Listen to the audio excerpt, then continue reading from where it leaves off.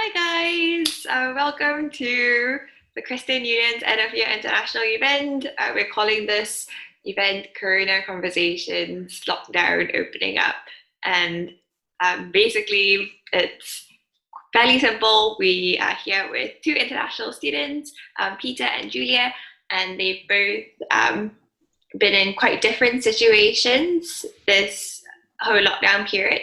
And they're here to tell us a little bit about what it's been like being an international student during lockdown, being an international student in this really interesting and unprecedented time, and how it's affected how they live as a Christian and what that's like. Cool. So without further ado, I'm Emma. I'm your host for tonight. I'm also an international student. And I'm in Singapore now, actually, interestingly enough. So shall we get to it? I just asked Peter and Julia to introduce themselves and give us their kind of basic Durham stats, where they're at now, what they've been doing in lockdown. Peter? Oh, great. I guess I'm going first. Hello, everybody. I am Peter. I'm a third year at Trevelyan College and currently still in Durham, studying math. So if you're interested in which subject I'm studying. Great. Should I hand over to Julia? Here you go. My name is Julia and I've just finished my third year of psychology and I'm at John College, and during lockdown I still am at my home in Poland. Yeah, so that's really cool. Like one of you has stayed in Durham and one of you is back in your home country. It's quite different, isn't it? But I suppose we've all been under some form of movement restriction, like not being able to leave our houses or only being able to leave for like certain periods of time, or like certain what's the word for it? For like buying groceries or whatnot, right? Essential trips. So I do have a question actually, just to get to know you guys a little bit better. So what are some hobbies or skills that you've picked up during this time, or just like something that you've been able to do that you haven't been able to do before? Julia? So I think the biggest thing that I have achieved, which I wouldn't have done if we didn't have the lockdown, was spending time with my family more. Because in recent years I've been traveling quite a lot between different places in the UK and different places in Poland, and even though I visited my family over holidays, we didn't have the time to just properly sit down and talk to each other. And right now we have more time than we could have asked for, so that's been lovely. That's so nice. Yeah, that sounds really, really great. Yeah, same for me. I think that's been one of the best things, being able to spend time with family, right? Mm. Yeah. How about you, Peter? Should I be tearing here now? Because I'm not with my family. Oh, Peter. No, it's kidding. No, it's fine. Yeah, totally fine. I've been in touch with Yeah, it's so good. I guess something I have been able to do during my time in Durham is just to catch up with friends. Have been able to do a lot more training, a lot more meetings with people where everything is sort of being moved online, and that just give a lot more flexibility in terms of what I can do. I don't need to travel all the way across the country, which I really want to, because that'd be great. But I think I'm really thankful that I've been able to travel around, virtually, and meeting people. Yeah, that's so interesting that you've actually been able to like catch up with more people, even though you haven't really been able to move around, right? Do you think you prefer that, like this virtual catch up, more people, but not in real life, not physically, or would you prefer to like meet fewer people but physically? Yeah, I guess one thing about virtual meeting online is that you don't really need to dress up or anything. You just show up. Yeah, there is an aspect missing, I think, of physicality when you're not meeting people face to face. Yeah, I quite would like to hug my friends, and that's not happening. And yeah, but I think it does provide the opportunity to meet people across the countries. Like, for example, me to meet my parents. I mean, if I walk back home, I meet them every day. But I think continually, I still be able to meet them overseas. My friends who are in London, I otherwise wouldn't meet them every day. But yeah, it definitely provide opportunity and reasons to meet now when we're all separate physically. Yeah, absolutely. Are your parents in China right now, Peter? Yes, they are. Yeah, the time difference is difficult, right? Yeah, you yourself knows. I do know. 7 hours ahead. Yeah, I've gotten very good at like adding 7 and minusing 7 from the 24-hour clock.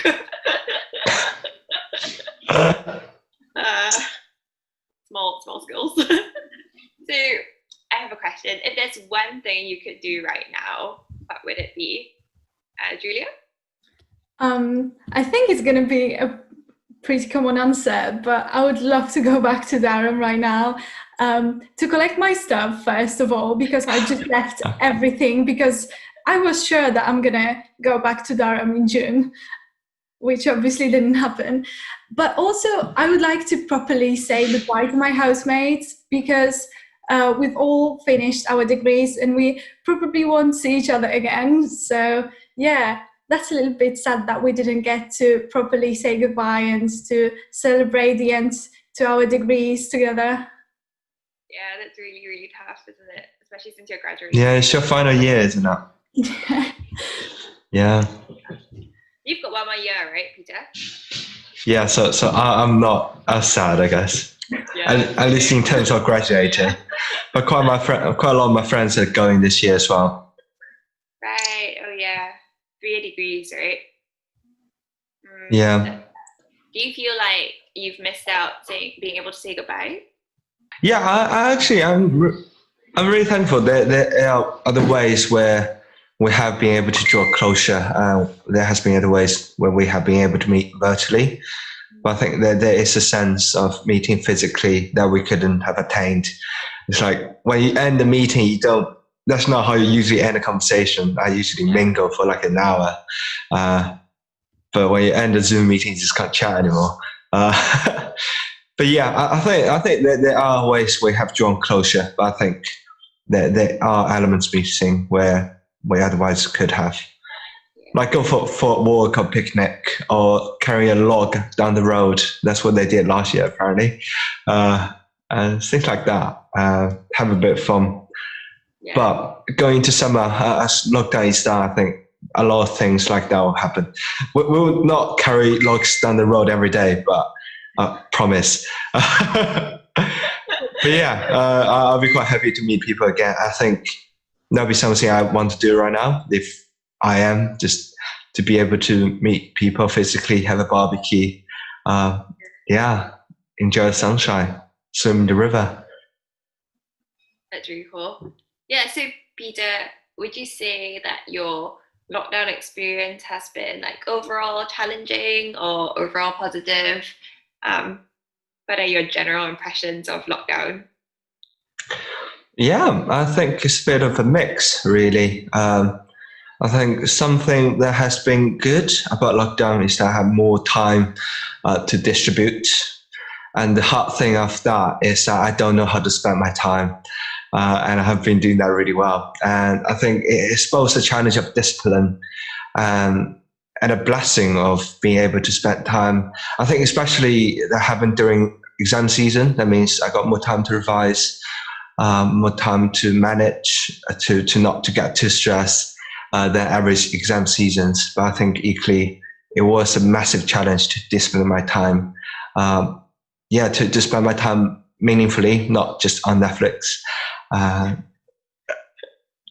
So it has been challenging and positive, and a challenging time. Yes. Mm. So like kind of like a mix of both, right? Good, yeah, bad there. Yeah. How about you, Yeah. Julia? Yeah, similar to Peter, it was a bit of both.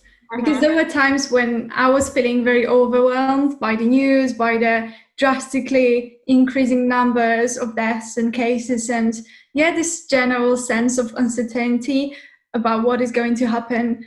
But at the same time, I feel like it was a time of reflecting on my priorities in life and just slowing down and asking myself, okay, now when the shops are closed, my further education is unsure, the jobs I applied for are getting cancelled, I can't see my friends, what am I being left with?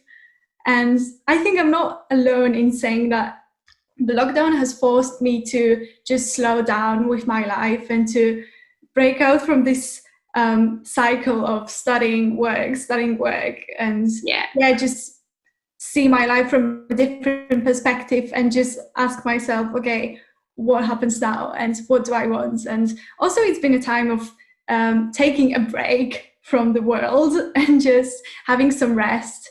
Just chilling. And That's really cool. So do you feel like, you've found an answer to those questions that you've had to think about, like what you're left with, what you're going to do now that you no longer have the cycle of like studying and working and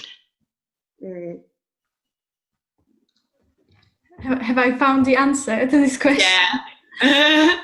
Well, I think that's still something that I'm looking for, but from a perspective of a Christian, I feel like this whole lockdown experience is very different. Because still when I don't have my job, I don't have my studies, and I don't have friends to meet, I still have God and I still have Jesus that I can look up to. And I still have something that is not on this earth and that has not been affected by the virus, which is the never-changing love of God and the never-changing relationship that I have with him. Yeah, absolutely. I mean, so I guess my next question would be, do you think then that like living as a Christian, have you found that easier or harder? What does living as a Christian mean to you? I think being a Christian when the world is going through any difficult events impacts how we see and how we understand what is happening, and also how we cope with this stress. And personally, I think that being a Christian helped me in a way that even when I saw all my plans falling apart and the life stopping, I had this comfort that I still have a purpose. And as I've said, when everything on earth is falling apart, I can still look up to my God, who is still there and who is still loving and who is still giving me this hope. And holding on to this hope has helped me overcome these feelings of helplessness that I had. And having this God I can look up to and I can talk to, and who loves me and who holds my future in his hands, made me realize that even when everything is getting cancelled and is being so uncertain, I am not left with nothing. And it doesn't mean that Christians have some sort of a special protection from the virus, or that I'm not scared, because I am scared of what is happening around us. But God does not promise a life free from suffering, but he does promise that he will not forsake us, and that there will be a new earth and new life, which will be so much better than what we have here. And I've been studying the Bible more during this time, because there are many passages that tell about suffering and pain and disease, and I feel like reading those passages during a global pandemic gives a completely different perspective on the subject. And also brings this comfort and hope. So for instance, when Jesus left his followers, he told them what is written in the Gospel of John, if I can read this for you. I have told you these things so that in me you may have peace. In this world you will have trouble, but take heart, I have overcome the world. So I know that Jesus rules over fear, and he rules over the pandemic and over death. And another passage that I was reflecting on quite often comes from 2 Corinthians 4. And it says, therefore we do not lose heart. Though our outer self is wasting away, yet our inner self is being renewed day by day. For our light and momentary troubles are achieving for us an eternal glory that far outweighs them all. So we fix our eyes not on what is seen, but on what is unseen. Since what is seen is temporary, but what is unseen is eternal. And I think for me, this passage fits in this situation perfectly, because it shows how fragile and unstable all the things on earth are, and all the things that we put trust in are. And how looking for what is unseen and what is over the earth can renew us and help us cope. And it certainly helped me. Yeah, you're so right. That's so wonderful, isn't it? That we have this hope of a new creation and a new earth to cling on to, even when everything seems like it's falling apart. Yeah, how great. Thanks so much, Julia. That's really wonderful. Yeah, how about you, Peter? How have you found this time as a Christian? Do you think it's changed the way you live? Yeah. Thanks for sharing, Julia. I think I agree entirely that as a Christian, we have an unfailing hope and a failing achievement that is in Jesus. I think a few reflection on that as well. I think massively, as Julia said, that there is this Christian hope that goes beyond what we see. It goes beyond the pandemic, goes beyond life itself, that goes beyond death, which is what really can see, because I can't really see when I'm dead. I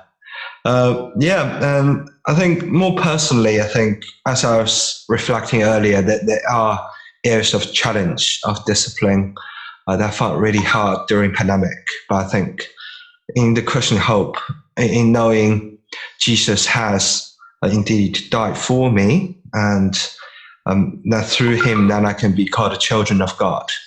That just placed me in a position. I'm no longer ashamed. I'm no longer binded. I'm no longer defeated, or I'm not feeling any guilt of not being able to match up to what I wanted to. I mean, yeah, it would be great if I could, but I think I don't feel an area of, I guess, self-defeatness, but to know that Jesus has won the victory, that has been such a good hope during this time, especially when I always struggled a bit with discipline. I think it has been a great blessing to always remember that God has indeed won for us his glory as he put on our guilt and sinfulness. And I think another thing is the church.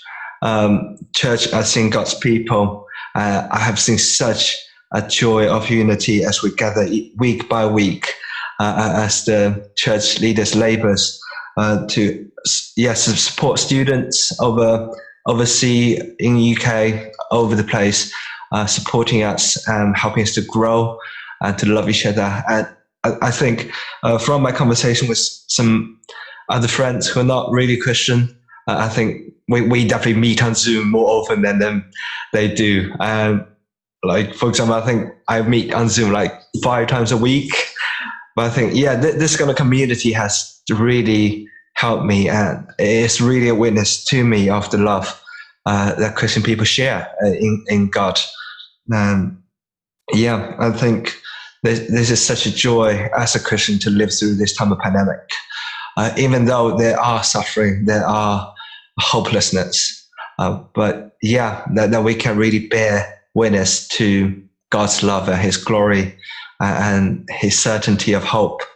I think one thing I was really moved, actually, when we first stepped into pandemic, when everything was mostly focused in China, I heard many news of Chinese Christians, people going out on the street, handing out masks, and handing out the gospel. That is the good news of Christianity. It has really touched me to see that even in the face of a deadly virus, that God's people can still stand strong and firm in the hope that we have of the ages to come. So that's some of my reflections as a Christian during this time of pandemic. Oh, that's brilliant. Yeah, thanks so much for sharing, Peter. Like, how wonderful to see how confident you are in the knowledge of what Jesus has done for us. Yeah, and that with that we can overcome anything, even though times are really hard right now. Yeah, thanks. I guess I just have one final question then. Is there anything you'd like to see happen as a result of this really unusual situation that we're living in? Peter? Yeah, I think as pandemic hits, it really brings to reality the mortality of humanity, so the limitation of us as a human race. And yeah, it really is my hope that it will bring more people to think about life, really. I think, well, from my upbringing, my education, I have always been taught atheistic worldview, where humankind is striving through the randomness and the chaos of the universe. But I think, this pandemic really hits that hard, that it really says you can't strive through by your own strength. And it's really my hope that many more people will think carefully about what life brings and what life entails, and just the goodness of life in itself. I think as we are locked down in my room, I just appreciate the times of the sea, the time where I'm able to travel to see the scenery in the mountains. I think, I wish this to be a time where people will come to appreciating the goodness of creation. And it is my hope ultimately more people will come to know our Lord Jesus. Amazing. How about you, Julia? Yeah, my answer would be similar to Peter's. I would like to see people just slowing down, because we live in such a crazy world and such a fast-paced world. And I think that people will use this time to stop and reflect on their life and to see where they find fulfillment when everything suddenly stops working as usual. I think that right now it is such a great time to, for example, check out a church, because so many churches have moved online and they have services on Facebook, YouTube, or Zoom. So if for some people coming to church has always been something that they haven't thought about before, right now it's so easy to just click on a link or click on a video and just see for themselves what it's all about. So why not use this chance to see what Christianity is all about? And also I was thinking of another thing that is as important, and it is reaching out and helping others more, because I feel like there is a fine line between physical distancing and social distancing, and the current pandemic will have long-term effects for the most vulnerable communities, both mental health consequences and also financial consequences, and the inequalities and the poverty will be even more pronounced than it was before. So I would like to see people, and myself included, just reaching out and helping others more and loving others more. Because I think this time has showed how much we rely on others. I hope that people would not see this physical isolation as a social isolation. Yeah, that's such a good point. It seems like such a small difference, just one word, but actually the implications of physical distancing versus social distancing, that's huge, isn't it? Yeah, you're so right about how actually we should be reaching out to people even more during this time, especially vulnerable people. Yeah, I mean, thanks so much, Peter and Julia, for taking time out of your days to come talk to us and tell us about how things have been like during this time. I just wanted to let you know that after this, there will be a Google form that you can fill in if you've got any other follow-up questions for Peter or Julia, if you've got any questions for the Christian Union, if you just want to know more about what we have on, you want to know a little bit more about Christianity, you want to pick up on anything that Peter or Julia have said, please fill in that Google form and someone will get back to you really quickly. We just love to get in touch with you during this time. Even if you just like someone to chat to, like we'd love to get in touch with you. Sure. Brilliant. Just one last thing is so the Christian Union holds Globe Cafe every week. It's now it's a virtual meeting, and it's a weekly meeting with some fun and games, and then some time to catch up and some time to chat about Christianity. There'll also be a short Bible study each week. So if you're interested as well, that's what the Google form is for. We'd love to see you there if you're interested. And thanks so much for coming to this. We'll see you soon. Bye.